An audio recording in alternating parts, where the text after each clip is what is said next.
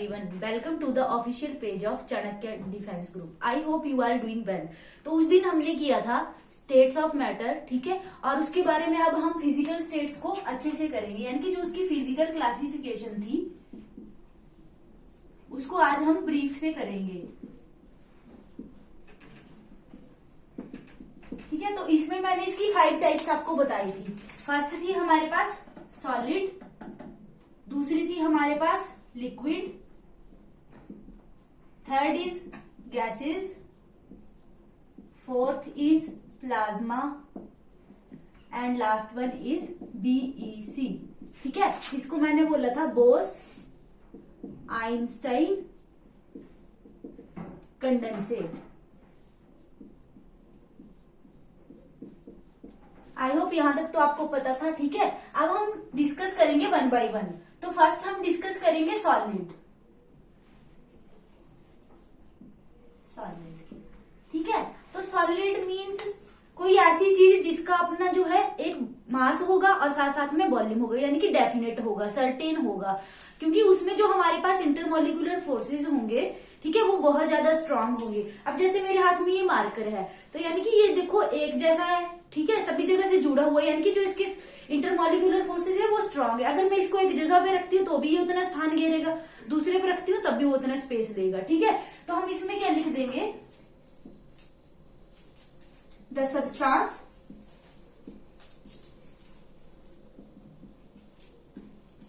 which has strong intermolecular forces and having certain या definite, ठीक है, certain volume and mass। ठीक है, सही बात होगी कि मैं क्या बोल रही हूँ कि एक सब्सटेंस है, उसके बीच में स्ट्रॉन्ग इंटरमोलिकुलर फोर्सेज है, ये मार्कर है, इसके बीच में स्ट्रॉन्ग इंटरमोलिकुलर फोर्सेज, जो इसके पार्टिकल्स है वो एक साथ जुड़े हुए सारे। ठीक है, तो इसको वजह से हमने क्या बोल दिया कि इसके बीच में जो मॉलिक्यूलर फोर्सेज हैं, ठीक है, तो वो बहुत ज्यादा स्ट्रॉन्ग है और इसका कुछ ना कुछ अपना वॉल्यूम यानी कि सर्टेन है, कि अगर मैं इसको एक जगह पे रखती हूँ तब भी ये उतना स्थान घेरेगा, अगर दूसरे पे रखती हूँ तब भी उतना ही लेगा। ठीक है, तो यानी कि सर्टेन वॉल्यूम है कुछ ना कुछ और सर्टेन मास है, राइट। तो इसका जैसे मैं अगर एग्जांपल लेती हूँ तो एग्जांपल आ जाएगा आइस। ठीक है, तो आइस है मेरे पास। अब जब मैं अगर इसकी डायग्राम आपके पास इसके पार्टिकल्स की शो करूं तो ये कुछ इस तरह से अपने मॉलिक्यूलर फोर्सेस को शो करेंगे।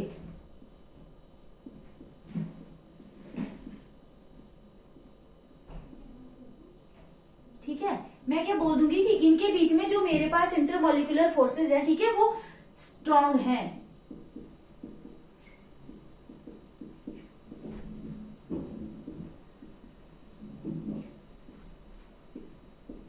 ठीक है, और साथ ही साथ जो इसका वॉल्यूम है वो भी एक फिक्स है। ठीक है, कि इतना ही, अगर मैं इसको इधर रखती हूँ तब भी, इधर रखती हूँ तब भी। ठीक है, तो ये था हमारे पास सॉलिड। अब सॉलिड में आप कोई भी एग्जांपल ले सकते हो, ठीक है, लेकिन जब हम इसकी बात कर रहे हैं आइस की, तो ठीक है, इसी के अकॉर्डिंग हम सभी में इसका एग्जाम्पल्स देंगे। तो ये था हमारे पास सॉलिड। अब हम दूसरी स्टेट पे चलते हैं। तो दूसरी स्टेट थी हमारे पास लिक्विड।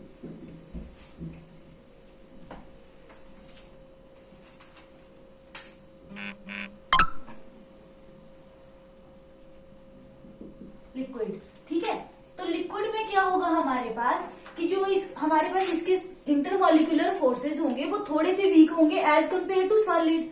ठीक है, तो वही हम लिखेंगे in which the intermolecular forces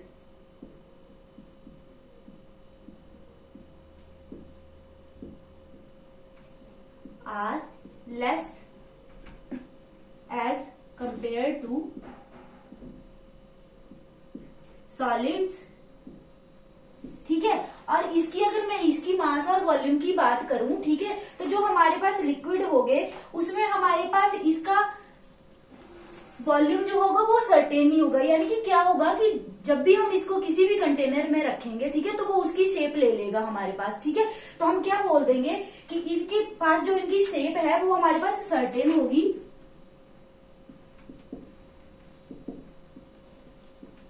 shape is uncertain but volume is certain. ठीक है, यानी कि हम इसको जिस भी कंटेनर में डालेंगे उसकी शेप ले लेगा। अगर मैं इसको किसी ऐसी तरह के कंटेनर में डालती हूँ तो ये उस तरह की शेप ले लेगा। अगर मैं इसको कुछ ऐसे तरह के कंटेनर में डालती हूँ तो ये उसकी शेप ले लेगा। ठीक है, तो यानी कि जिस भी मैं इसको कंटेनर में डाल रही हूँ कि इसका वॉल्यूम जो वो हमारे पास सर्टेन रह जाएगा, लेकिन जो शेप होगी वो हमारे पास डिफरेंट होगी। अगर इसमें डालती हूँ तो इसकी शेप कुछ इस तरह की होगी, इसमें डालती हूँ कुछ इस तरह की होगी। अगर मैं ऐसा कोई कंटेनर लेती हूँ तो इसकी शेप कुछ इस तरह की हो जाएगी। ठीक है, तो जिसमें एग्जाम्पल आ जाता है तो वो आ जाता है हमारे पास वाटर। ठीक है, तो ये हमारे पास था लिक्विड स्टेट। अब हम चलते हैं थर्ड स्टेट की तरफ।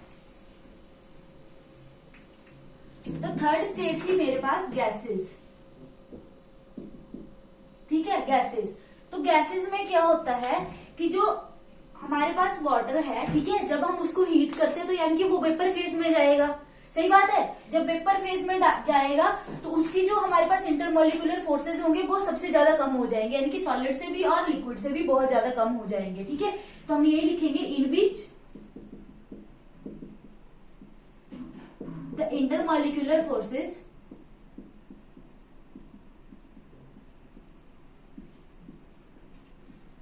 Are very less.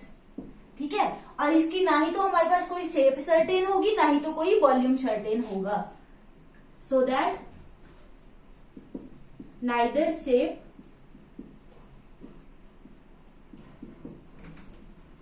Not volume is certain, certain और डेफिनेट। ठीक है, यानी कि हम क्या करेंगे, पानी को हम उबाल रहे हैं, ठीक है, तो यानी कि उससे वेपर्स निकल रहे हैं, तो उसकी ना ही तो हमारे पास कोई शेप सर्टेन है, ना ही तो कोई वॉल्यूम सर्टेन। अगर इसके पार्टिकल्स को मैं देखूं तो वो इतने इतने ज्यादा दूर दूर होंगे। ठीक है, कुछ इस तरह से आ जाएंगे। अब जैसे मैं आपको एग्जांपल दूं कि मेरे पास, मैं बोल रही हूँ, ना ही तो शेप सर्टेन होगी, ना ही तो वॉल्यूम सर्टेन होगा। ठीक है, अगर मैं गुब्बारा फुला रही हूँ, ठीक है, मैं उसमें हवा भर रही हूँ, सही बात है, वो उसमें चली जाएगी। लेकिन अगर मैं क्या करती हूँ कि उसको कुछ दिन के लिए ऐसे छोड़ देती हूँ तो आप देखते हो कि उससे हवा निकल जाती है। ठीक है, तो उस वजह से हम क्या बोल देंगे कि ना ही तो शेप सर्टेन है, ना ही तो वॉल्यूम सर्टेन है। इसमें एग्जांपल्स आ जाते हैं हमारे पास वेपर्स, वेपर्स। ठीक है, तो ये हमारे पास थी गैसेस। 3 स्टेट्स हमने कर ली, सॉलिड, लिक्विड और गैसेस। ठीक है, अब हम फोर्थ स्टेट पे चलते हैं। तो हमारे पास फोर्थ स्टेट है प्लाज्मा। प्लाज्मा, ठीक है, तो जो प्लाज्मा स्टेट होती है हमारे पास, ठीक है, इसको हम बोलते हैं कि ये हमारे पास सुपर हॉटेस्ट स्टेट है किसी भी सब्सटेंस की। ठीक है, super hottest state of substance. ठीक है, बेसिकली क्या बोल रहे हैं कि अगर मैं किसी सॉलिड को हीट कर रही हूँ वो लिक्विड स्टेट में जाएगा, अगर मैं लिक्विड को हीट कर रही हूँ तो वो गैसीय स्टेट में जाएगा। अब जब मैं गैसीय से इसको 10⁻⁷ केल्विन टेम्परेचर तक जब मैं इसको हीट करूंगी तो क्या होगा मेरे पास कि जो भी उसके पार्टिकल्स होंगे वो आयंस में स्प्लिट हो जाएंगे। ठीक है, स्प्लिट कर जाएंगे किसमें, आयंस में। ठीक है, तो जब उस आयंस में स्प्लिट कर जाएंगे यानी कि पॉजिटिव और नेगेटिव आयंस में, तो मेरे पास जो स्टेट होगी उस स्टेट को मैं क्या बोल दूंगी कि वो हमारे पास कौन सी स्टेट है, प्लाज्मा स्टेट है। ठीक है, कैसे याद रखना है कि टेम्परेचर पूछ ले तो 10⁻⁷ केल्विन तक का टेम्परेचर देना पड़ेगा हमें इसको। ठीक है, उसके बाद ये आयंस में स्प्लिट कर जाएगा। जब आयंस में स्प्लिट कर जाएगा तो जो स्टेट हमारे पास हमें मिलेगी, ठीक है, तो उसको हम बोल देंगे प्लाज्मा। अगर इसके एग्जाम्पल्स हम देखें तो इसके एग्जाम्पल्स होते हैं सन, ठीक है, स्टार्स या लाइटनिंग। ठीक है, तो ये थी हमारे पास प्लाज्मा स्टेट। ठीक है, ये हमारे पास आ गई 4 स्टेट्स हमारी। अब जो इसको प्लाज्मा स्टेट है, ठीक है, तो इसकी डिस्कवरी की थी हमारे पास विलियम क्रुक्स ने, WILLIOM, विलियम क्रुक्स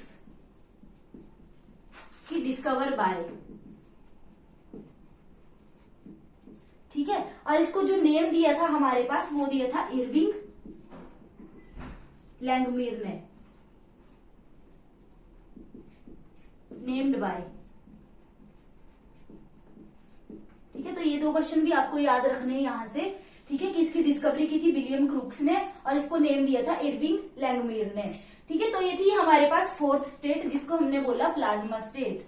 अब चलते हैं हम अपनी 5th स्टेट की तरफ। तो 5th स्टेट थी हमारे पास BEC,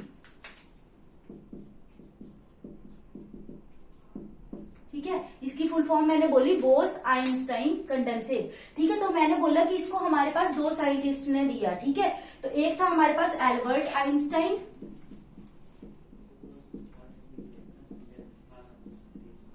और दूसरा था हमारे पास सत्येंद्रनाथ बोस।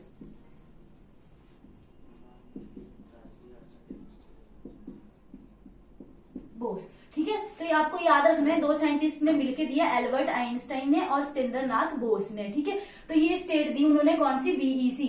और जो बीईसी होती है हमारे पास, ठीक है, तो ये होती है सुपर कोल्डेस्ट स्टेट या कूलेस्ट स्टेट। ठीक है, ऑफ सब्सटेंस, किसी भी सब्सटेंस की हमारे पास ये कौन सी स्टेट होती है, सुपर कूलेस्ट स्टेट। प्लाज्मा थी सुपर हॉटेस्ट स्टेट, ये थी हमारे पास सुपर कूलेस्ट स्टेट। ठीक है, तो जो इसके यूजेस होते हैं हमारे पास, वो लिख लो, यूजेस होते हैं हमारे पास इसके, ये हमारे पास यूज होती है टू क्रिएट एटम लेजर्स।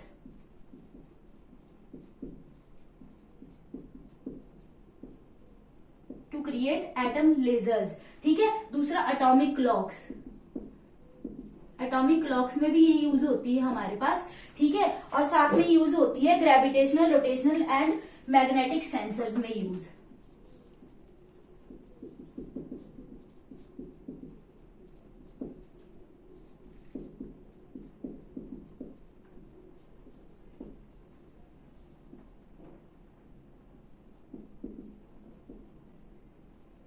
ठीक है, क्या बोल रहे हैं कि ये किस चीज के लिए यूज होगी, to create atom lasers, atomic clocks, gravitational, rotational and magnetic sensors के। ठीक है, और जो ये स्टेट है, जब भी हम इन चीजों को बनाना लगते हैं, ठीक है, तो ये जो भी हमारे पास स्टेट है, तो हमें ये चीजें जब बनानी है तो हमें एक बहुत ही ज्यादा केयर के साथ बनानी होती है। ठीक है, क्योंकि देखो अब जब ये चीजें बनाएंगे तो ये बहुत ज्यादा एक्सपेंसिव जैसी चीजें हैं हमारे पास। ठीक है, तो हमें इसको एकदम से केयर के साथ बनाना पड़ता है। ठीक है, तो ये हमारे पास थी फिजिकल क्लासिफिकेशन, जिसमें हमने 5 टाइप्स पढ़ी। फर्स्ट पढ़ी सॉलिड, लिक्विड, गैसेस, प्लाज्मा और बीईसी। सॉलिड में मैंने बोला कि इनके जो हमारे पास इंटरमोलिकुलर फोर्सेस होंगे बहुत स्ट्रांग होंगे। ठीक है, इसमें बोला कि एज कम्पेयर टू दिस थोड़े से वीक होंगे। इसमें मैंने बोला कि बहुत ज्यादा वीक होंगे। प्लाज्मा को मैंने बोला ये हमारे पास सुपर हॉटेस्ट स्टेट है, और बीईसी को बोला कि ये हमारे पास सुपर कूलेस्ट स्टेट है। ठीक है, तो आई होप आपको अच्छे से समझ आया होगा। ठीक है, जो अब इसकी केमिकल क्लासिफिकेशन है वो हम अपने नेक्स्ट लेक्चर में करेंगे। Thank you.